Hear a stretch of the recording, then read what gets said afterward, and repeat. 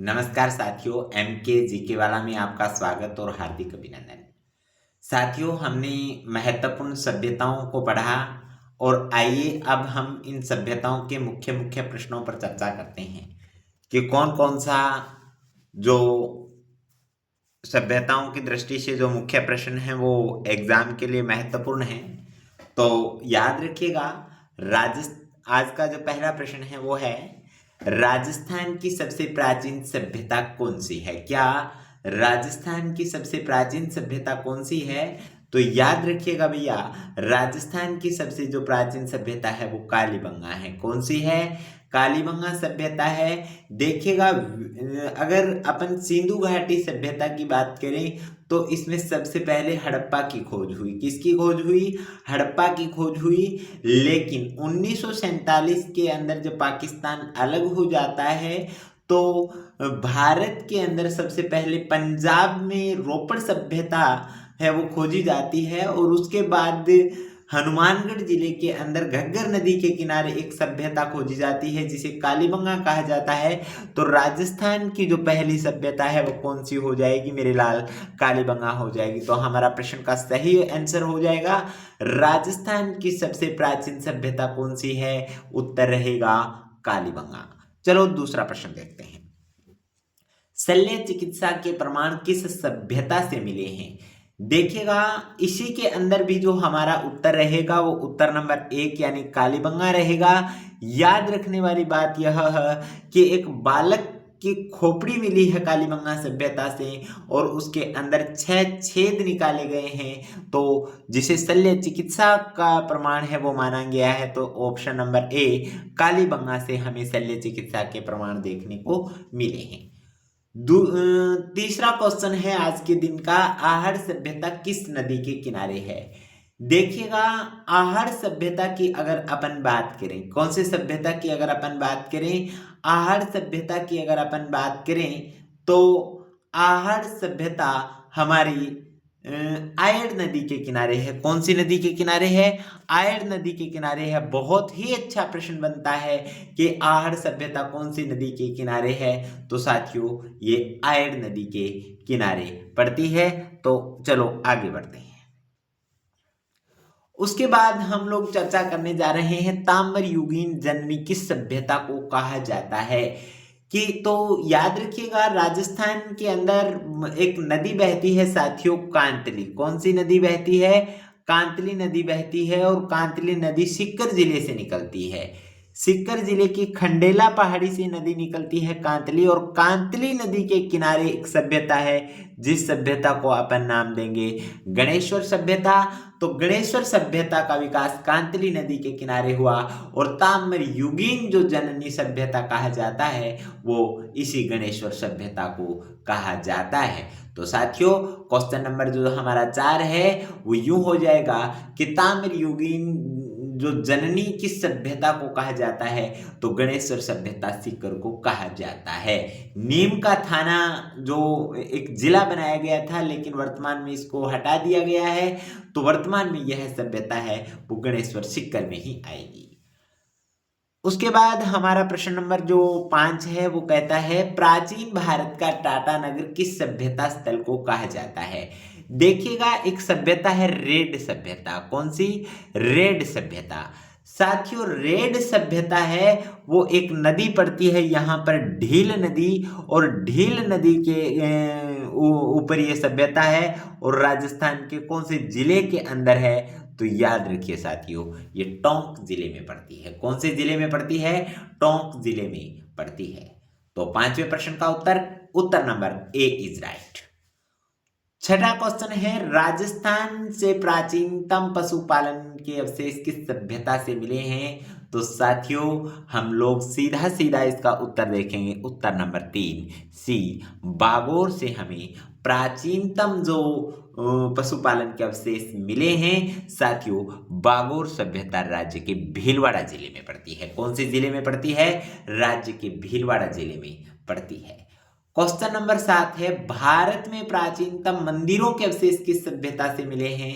तो भारत में प्राचीनतम जो मंदिर है वो सबको पता है कि जयपुर से मिले हैं और जयपुर के अंदर एक सभ्यता रहेगी हमारे साथियों, बेराट। कौन सी? बेराट।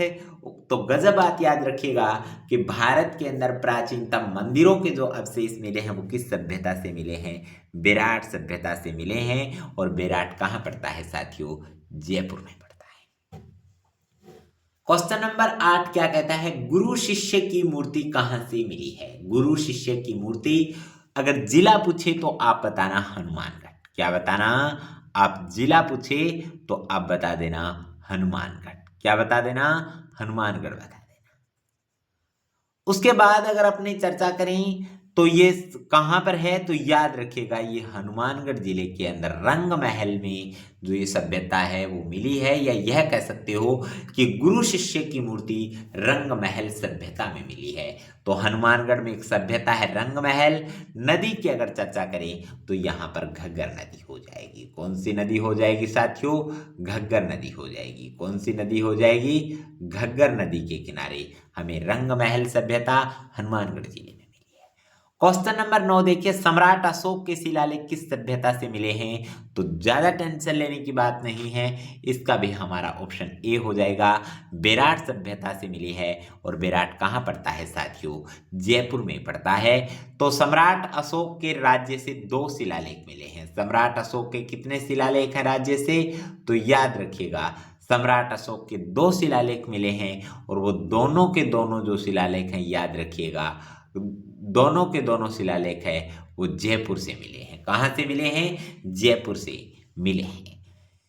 पहले शिलालेख को हम भाबरू का शिलालेख प्रथम पढ़ते हैं और दूसरे को भाबरू का शिलालेख सेकंड पढ़ते हैं। तो सम्राट अशोक के शिलालेख किस सभ्यता से मिले हैं? तो बेराट सभ्यता से मिले हैं। उसके बाद हम लोग आज का अंतिम क्वेश्चन देखने जा रहे हैं। राजस्थान में सर्वप्रथम पाषाण स्थल किस विद्वान ने खोजे? देखिएगा, पाषाण स्थलों की अगर अपन बात करें, या यह कह सकते हो पाषाण उपकरण बोल दो, यहां से ज्यादा बढ़िया रहेगा। तो याद रखने वाली बात यह है कि राजस्थान में सर्वप्रथम पाषाण उपकरण ज्यादा बढ़िया रहेगा कि उपकरण किस विद्वान ने खोजे। तो आपको मैंने एक दिन बताया था, सबसे पहले राजस्थान के जयपुर से। कहां से साथियों? राजस्थान के जयपुर से जो है वो C.A. हैकेट महोदय ने पाषाण उपकरण खोजे थे। किसने खोजे थे? पाषाण उपकरण C.A. हैकेट ने खोजे थे। किसने खोजे? C.A. हैकेट महोदय ने खोजे थे। चलो, इस पाषाण की अगर आपने चर्चा करें तो मैं हल्का सा इस पर आपको एक सेकंड और बता देता हूं। देखो साथियों, पाषाण की अगर अपन बात करें तो पाषाण की अगर अपन चर्चा करें कि पाषाण राजस्थान में कहां कहां से है, क्या बात विशेष है, तो याद रखिएगा सबसे पहले जो पाषाण जो स्थल खोजे गए वो जयपुर से खोजे गए। कहां से खोजे गए? जयपुर से खोजे गए। और खोजने वाला व्यक्ति कौन है? तो C.A. हैकेट महोदय है। कौन है? C.A. हैकेट महोदय है। कौन है? तो C.A. हैकेट महोदय रहेंगे। दूसरी चीज, इंद्रगढ़ बूंदी से भी ऐसे ही स्थल खोजे गए हैं। कहां से? इंद्रगढ़ बूंदी से। कहां से? इंद्रगढ़ बूंदी से भी ऐसे ही स्थल है वो खोजे गए हैं। इसके बाद में अगर अपन बात करें तो राजस्थान के झालावाड़ से भी ऐसे ही उपकरण खोजे गए हैं जो कि सेंटनकार ने खोजे थे। किसने खोजे? सेंटनकार ने खोजे। और जालोर से भी ऐसे ही उपकरण खोजे हैं जो कि ओलचिन ने खोजे थे। किसने खोजे? ओलचिन ने खोजे थे। तो याद रखिएगा साथियों, पाषाण उपकरण C.A. हैकेट ने जयपुर से खोजे, इंद्रगढ़ बूंदी से भी खोजे थे, हैकेट ने खोजे, झालावाड़ से सेंटनकार ने खोजे और जालोर से ओलचिन महोदय ने ऐसे ही उपकरण खोजे थे। तो आज की क्लास आपको कैसी लगी? निश्चित रूप से ये क्लास आपको रास आई होगी, अच्छी लगी हुई होगी। तो चलो, हल्का सा एक अंतिम रिवाइज मैं आपको और करवा देता हूं ताकि ज्यादा बढ़िया रहेगा। देखिएगा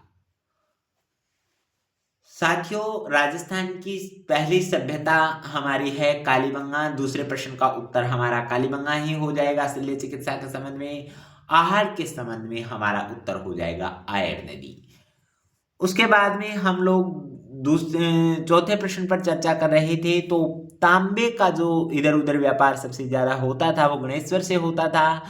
भारत का टाटा नगर तो रेड सभ्यता टोंक को कहते हैं, ढील नदी के किनारे है साथियों। यहाँ से एशिया महाद्वीप का सबसे बड़ा तांबे का भंडार मिला है। कहाँ से?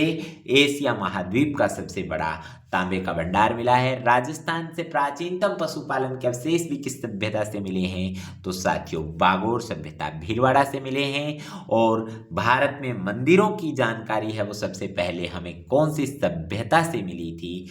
तो याद रखिए जयपुर से हमें मंदिरों की जानकारी है वो मिली थी। गुरु शिष्य की मूर्ति के संबंध में हमारा उत्तर हमेशा रंगमहल रहा है। रंगमहल हनुमानगढ़ में पड़ता है, घग्गर नदी के किनारे पड़ता है। सम्राट अशोक के शिलालेख किस सभ्यता से मिले हैं? तो साथियों विराट सभ्यता से मिले हैं, जयपुर से मिले हैं।